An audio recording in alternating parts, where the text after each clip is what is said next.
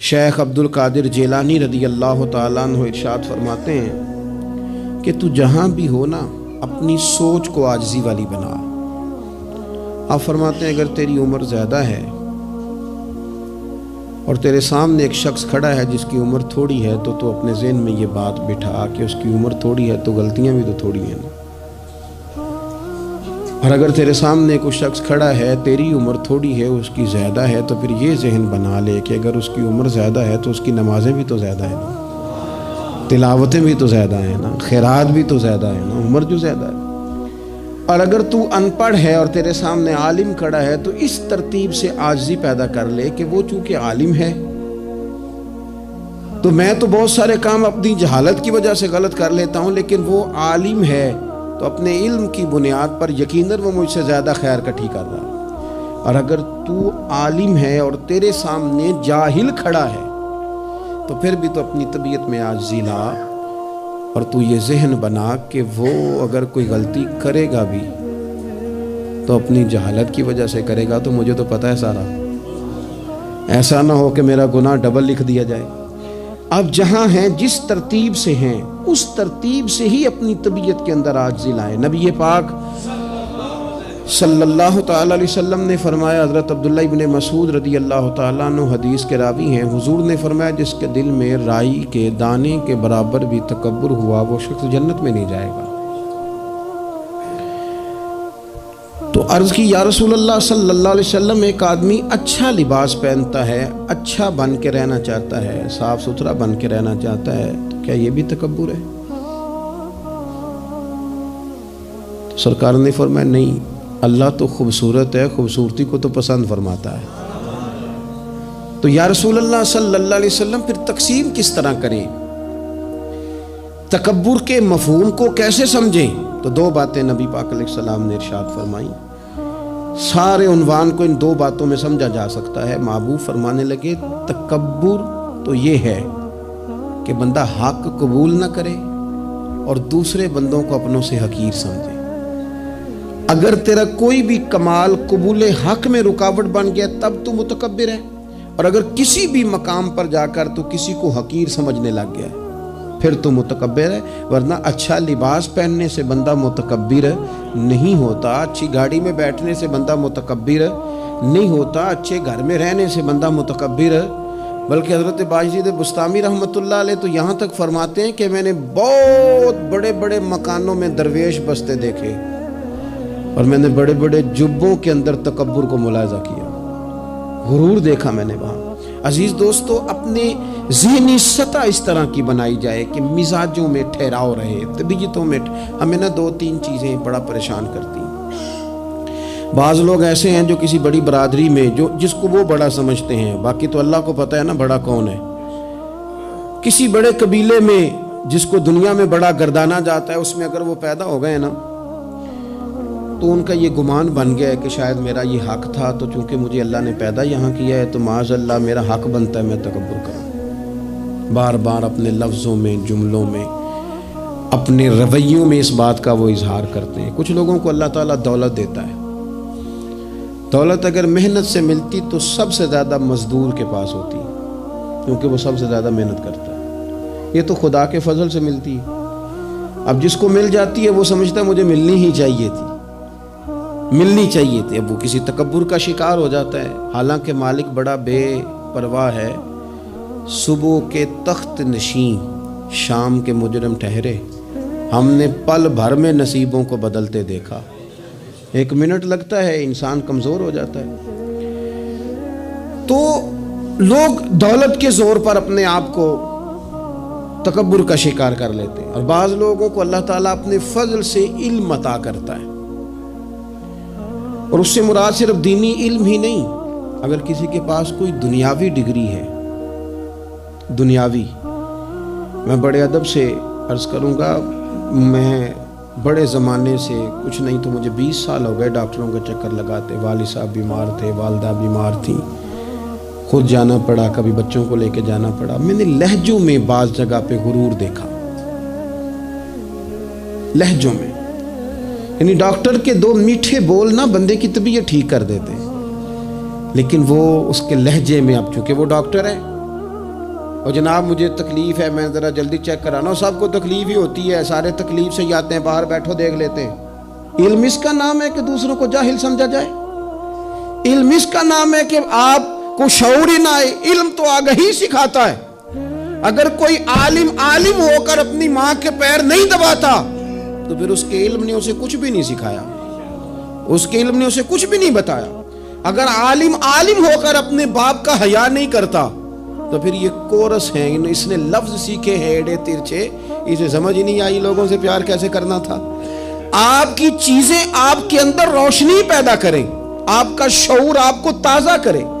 دیکھیں نا، جتنا پھل زیادہ لگ گیا ٹہنی اتنی جھک گئی.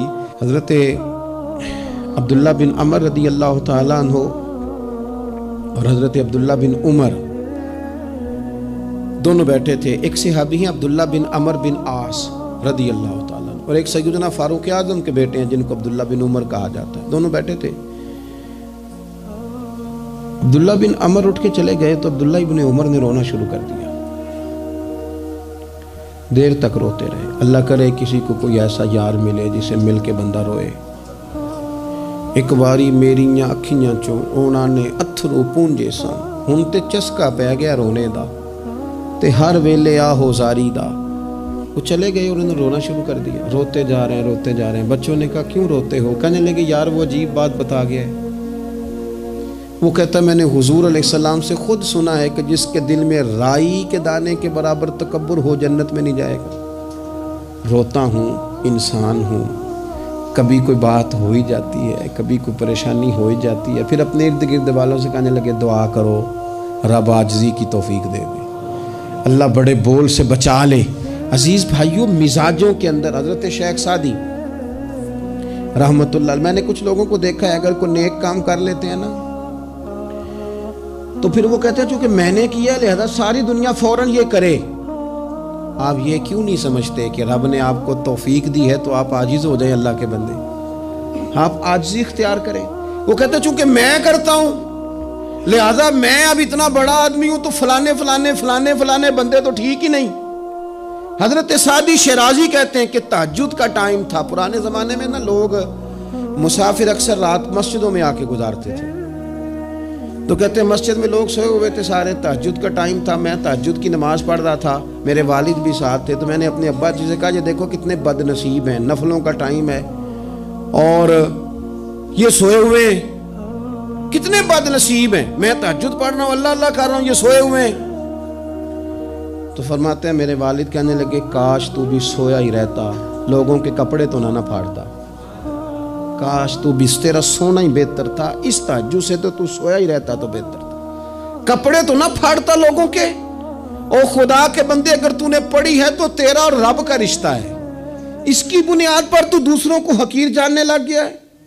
اس کی بنیاد پر علم پڑھے دا مان نہ کریے ماتا کی میں پڑھیا، او جبار کہار کہاوے مت روڑ دے میں دودھ کڑیا. تھوڑا سا اپنے طبیعت میں عاجزی پیدا کر. یہ تو دیکھیں نا کتنے بڑے بزرگ ہیں. حضرت فضیل بن عیاض، 60,000 لوگوں نے حج کیا، حضرت کے بھی وہ حجوں میں بہت 21واں 22واں حج تھا. کسی نے پوچھا حضور اس سال حج کے بارے میں آپ کا کیا خیال ہے؟ تو آپ فرمانے لگے جتنے بھی حاجی آئے سارے ہی نیک تھے، حج ضرور قبول ہوگا، اور اگر کسی وجہ سے کوئی کمی رہ گئی تو وہ میری نحوست کی وجہ سے رہ جائے گی، اس لیے کہ ان میں سب سے زیادہ گناہگار میں ہی ہوں. میری وجہ سے کوئی رہ گئی تو رہ گئی، ورنہ تو امید ہے خدا فضل ہی فرمائے گا. آپ کے مزاج میں جب عاجزی ہوتی ہے کہ نا، اگر آپ کسی مقام پہ فائز ہیں تو وہ تو اللہ نے دیا آپ کو، تو اب تو آپ کو اس مقام پر جا کے بھی عاجزی ہی کرنی چاہیے تھی. اور اگر آپ وہ عاجزی نہیں کر رہے تو اس کا مطلب ہے آپ بہت ساری خطاؤں کا شکار ہیں. ہمارے زمانے میں نا ایک رواج آیا ہے کمزوریاں بیان کرنے کا، اور کمزوری اکثر وہ بندہ بیان کرتا ہے جو اپنے آپ کو کچھ سمجھتا ہے. لوگ ایک دوسرے کی کمزوریاں ڈسکس کرتے ہیں، بلکہ پہلے تو لوگ لوگوں کی کمزوریاں بیان کرتے تھے، اب جماعتیں جماعتوں کی کمزوریاں بیان کرتی ہیں، اب پارٹیاں پوری پارٹیوں کی کمزوری بات اتنی اجتماعیت تک چلی گئی کہ سوچے محدود سے محدود تر ہو گئی۔ اللہ تعالیٰ نے ایک دفعہ حضرت موسیٰ کلیم اللہ علیہ السلام سے فرمایا کہ آپ کی قوم میں جو سب سے نیک آدمی ہے نا، اسے ڈھونڈ کے میری بارگاہ میں لائیں۔ حضرت موسیٰ علیہ السلام نے نا جس کو سب سے زیادہ نیک سمجھتے تھے اسے اللہ کے حضور پیش کیا، مالک یہ سب سے زیادہ نیک ہے، جسے حضرت موسیٰ کلیم نیک کہیں، وہ کتنا کو نیک ہوگا، یا اللہ یہ نیک ہے۔ حضرت موسیٰ علیہ السلام سے رب کریم نے فرمایا اب اس بندے کی ڈیوٹی لگاؤ کہ یہ اس قوم میں جو سب سے گناہ گار ہے وہ بندہ ڈھونڈ کے لائے۔ اگر یہ ڈیوٹی ہماری لگتی تو پھر تو اللہ خیر کرے، سارے گناہ گار تھے ماں سوائے میرے، خدا مجھے ایسی خدائی نہ دے کہ اپنے سوا کچھ دکھائی نہ دے۔ جناب اس کی ڈیوٹی لگائیں، حضرت موسیٰ کی گواہی ہے یہ سب سے زیادہ نیک ہے، اس کی ڈیوٹی لگائیں یہ سب سے گناہ گار بندہ ڈھونڈ کے لائے۔ آپ نے ڈیوٹی لگا دی تو وہ عرض کرنے لگے حضور 3 دن کی مہلت دے، میں بندہ ڈھونڈتا ہوں۔ 3 دن 3 راتیں گزر گئیں، آنے کا وقت آیا تو اسی نیک آدمی نے کیا کیا، اپنے گلے میں رسی ڈالی اور اپنے ہی ہاتھ سے پکڑ کے لا کے حضرت موسیٰ کلیم کے دست مبارک میں دے کے کہا حضور 3 دن کوشش کی ہے، سب سے زیادہ گناہ گار میں ہی ہوں۔ برے بندے میں لبن ٹریا تے جگ تے ملیا نہ کوئی، تے اپنے اندر چاتی پائی تے میتھوں برا نہ کوئی، میں ہی ہوں۔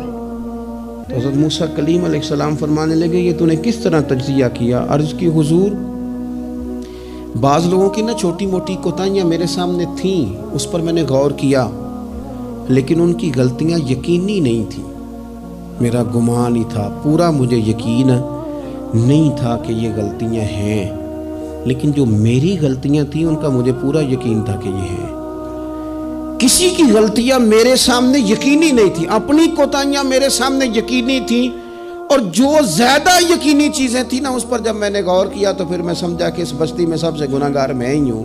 آپ مجھے نا بتائیں اب میرے لیے آپ نے کیا کرنا ہے؟ جناب موسیٰ وہیں کھڑے تھے تو رب کریم نے حضرت موسیٰ سے کلام فرمایا، وہی فرمائی، فرمایا میرے کلیم اس کو جو سب سے زیادہ فضیلت ملی ہے وہ نمازوں کی وجہ سے نہیں ملی، یہی اس کی عاجزی ہے جس کی وجہ سے رب نے سب سے زیادہ فضیلت عطا فرمائی۔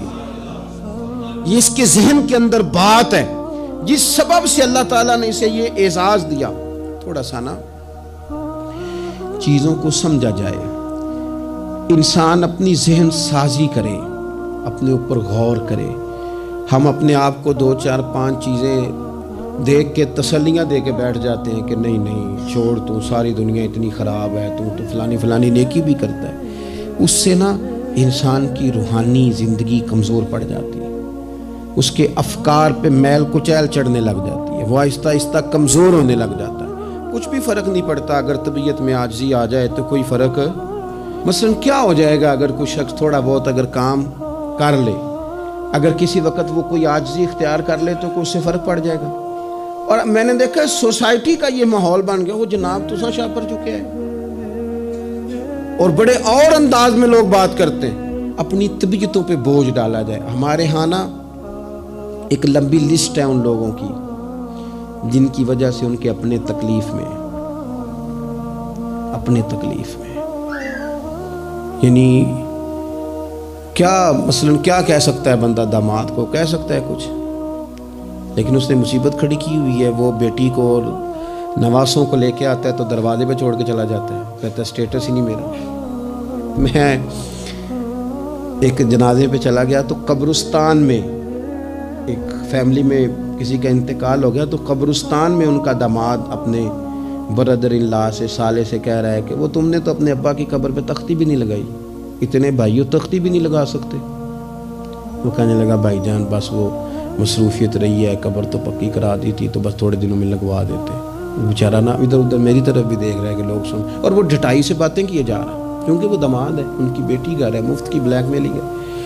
وہ بندہ چلا گیا، میں نے اس کا بازو پکڑ کے سائڈ پہ کر لیا، میں نے کہا یار تجھے قبروں میں بھی اللہ نہیں یاد آیا؟ یہ مفت کی جو آزمائشیں ہم لوگوں کو ڈالتے ہیں نا، اس سے بچیں۔ بلا وجہ کہ جناب وہ مجھے پوچھا نہیں تو مجھے جناب دیا نہیں تو میری بھی کوئی حیثیت تھی، آپ اس طرح نہ گنوائیں۔ ان سے چیزیں چھلکتی ہیں، ان سے محسوس ہوتا ہے کہ آپ چھوٹے آدمی، اس سے محسوس ہوتا ہے کہ ہم کمزور پڑ گئے، ہم نے کس بنیاد پر لوگوں کو لوٹنا اور تاڑنا اور لتاڑنا شروع کر دیا۔ انسان ہوتا ہے، اور وہ جب ان چیزوں سے نکل جاتا ہے نا تو محسوس ہوتا ہے کہ وہ بندہ بڑا آدمی ہے کہ جو نہ اسے کوئی یہ پرواہ ہے کہ مجھے کوئی بٹھائے کہاں پہ، نہ اسے کوئی یہ ٹینشن ہے کہ کوئی یہ۔ میں نے دیکھا ہے بعض بڑے لوگ ان چیزوں سے ویسے نکل جاتے ہیں۔ حضرت عمر رضی اللہ تعالیٰ عنہ مال غنیمت کا اونٹ گم ہو گیا تو تلاش کر رہے تھے، تو ایک بندے نے کہا کسی غلام کو کہہ دیتے، فرمانے لگے میں بھی تو غلام ہی ہوں، میں بھی تو اپنے محبوب کا غلام ہوں، کسی غلام کو کہہ دیتے۔ اس کا کیا مطلب؟ اس لیے اس تکبر سے اپنے آپ کو بچا کے لوگوں کے لیے آسانی کی جائے، اپنوں کو پیار دیا جائے، اپنوں کو محبت دی جائے۔ جب آپ کسی سے پیار کریں گے، اعزاز دیں گے، تو اس میں محسوس ہوگا کہ ہماری اپنی بھی کوئی شان ہے، عظمت ہے، ہم وزادار ہیں۔ دیکھیں میرے نبی پاک صلی اللہ تعالیٰ علیہ وآلہ وسلم کے صحابہ حضور کا اتنا ادب کرتے تھے کہ نبی پاک صلی اللہ علیہ وسلم کے دروازے پر نہ پوری ہتھیلی سے دستک نہیں دیتے تھے، انگلی کے پوروں سے، ناخنوں سے۔ ادب ہے۔ کسی نے کہا تھا کہ باب جبریل کے پہلو میں ذرا دھیرے سے، خواجہ فخر الدین فرماتے ہیں باب جبریل کے پہلو میں ذرا دھیرے سے، فخر کہتے ہوئے جبریل کو یوں پایا گیا، ہم نے نا پلکوں سے درے یار پہ دستک دی ہے، کیونکہ ذرا آواز اونچی ہوئی تو عمر کا سرمایا گیا۔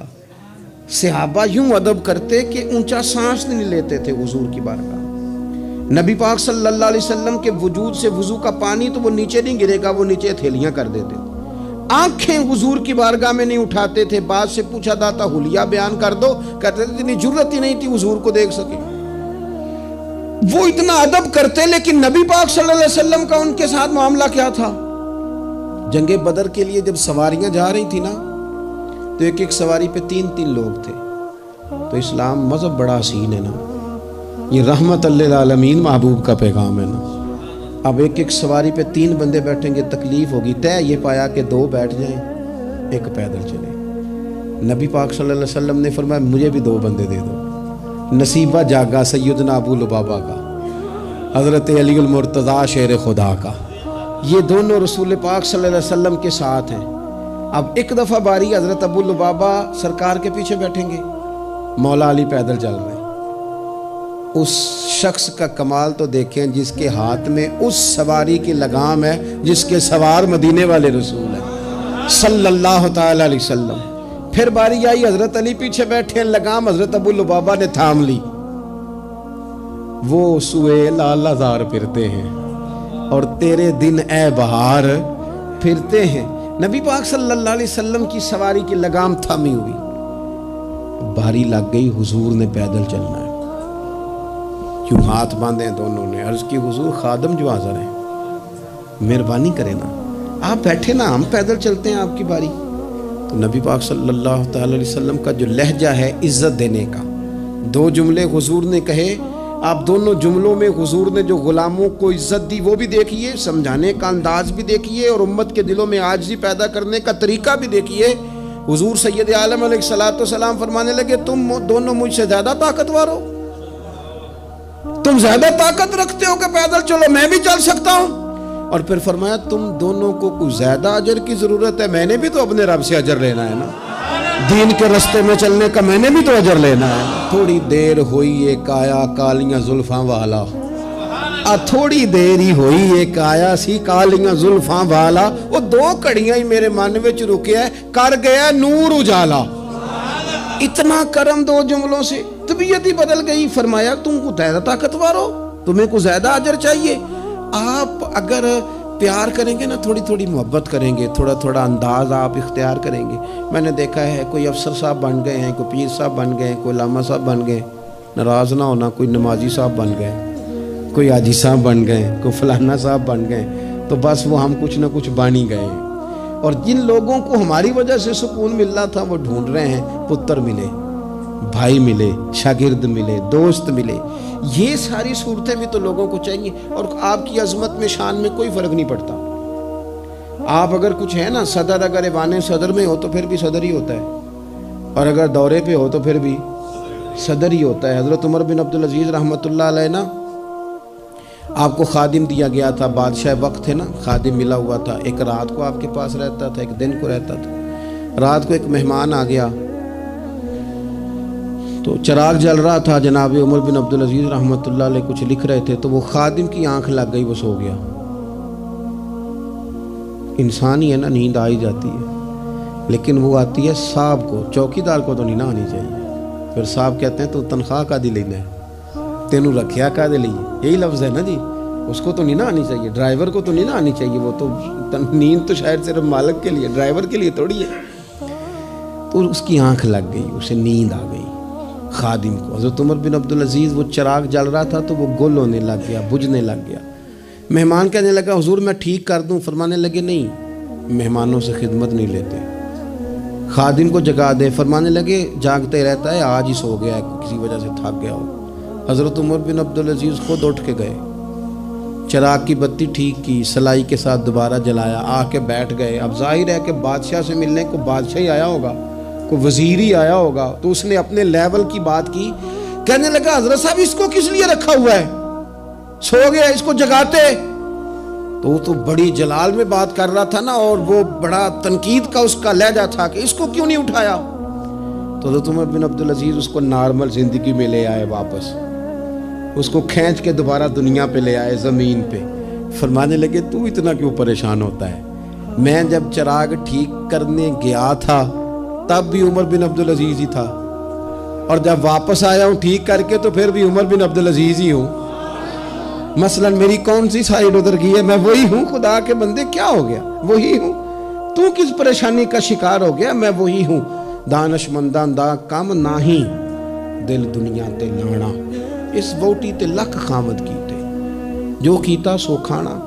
بڑے بڑے عہدے ملتے ہیں، دنیا بڑے بڑے جاگیردار ہوتے ہیں، پھر وہ چلے جاتے ہیں۔ تو دانش مند آدمی دل نہیں لگا کے بیٹھ جاتا، اس لیے لہجوں میں عاجزی، انداز میں عاجزی، رویے میں عاجزی، بولنے میں عاجزی، بات کرنے میں عاجزی، کسی سے ملنے میں عاجزی، کسی سے لینے میں بھی عاجزی اور عطا کرنے میں بھی عاجزی، اور نظروں میں بھی عاجزی، ذہنوں میں بھی عاجزی، دل میں بھی عاجزی۔ اور یہ کہاں سے ملے گا؟ یہ دروازہ رسول سے ملے گا۔ تیری صورت تیری سیرت زمانے سے نرالی ہے، اور تیری ہر ایک ادا پیارے ادائے بے مثالی ہے۔